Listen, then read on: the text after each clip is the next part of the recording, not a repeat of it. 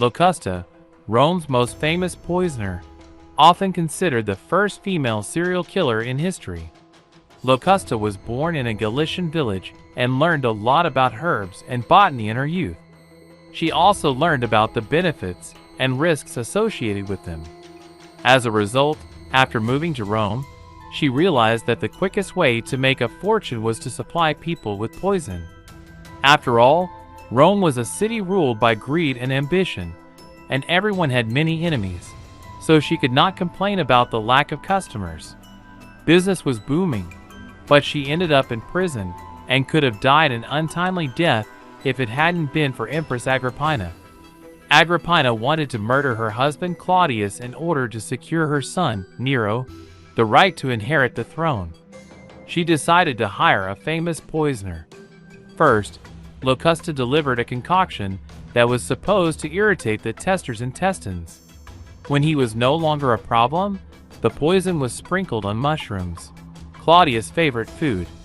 The emperor ate them without hesitation, but in case of suspicion of poisoning, he had a feather with him, which he was supposed to use to tickle the back of his throat and thus induce vomiting. Locusta had foreseen this, and the feather had also been dipped in poison beforehand, and so on October 13, 54 AD, Claudius died. Other members of the imperial family also wanted to use her services. Nero wanted to secure his right to the throne once and for all. He hired Locusta to poison his brother and rival to the throne, Britannicus. So during the Britannic's reception, a glass of wine was handed over, which was extremely hot but completely harmless. The tester tasted the wine, and nothing happened to him. But the Britannicus quickly began to catch his breath with difficulty and died. It turned out that the poison was not in the wine, but was hiding in the cold water from the carafe with which the Britannicus diluted the wine to cool it. As he was dying at the party breathing heavily, Nero told all the guests that his brother was suffering from epileptic seizures. Nero was good to Locusta. He freed her, made her an emperor's poisoner, and granted her a large estate.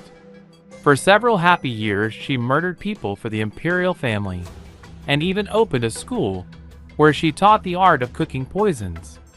Her satisfaction did not last long, as the citizens rebelled against Nero and the Senate condemned him.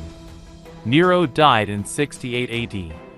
His successor, Emperor Galba, very quickly and very wisely arrested the friends of his predecessor and sentenced them to death.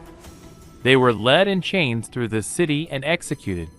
Locusta was in this group, and this is how her story ended.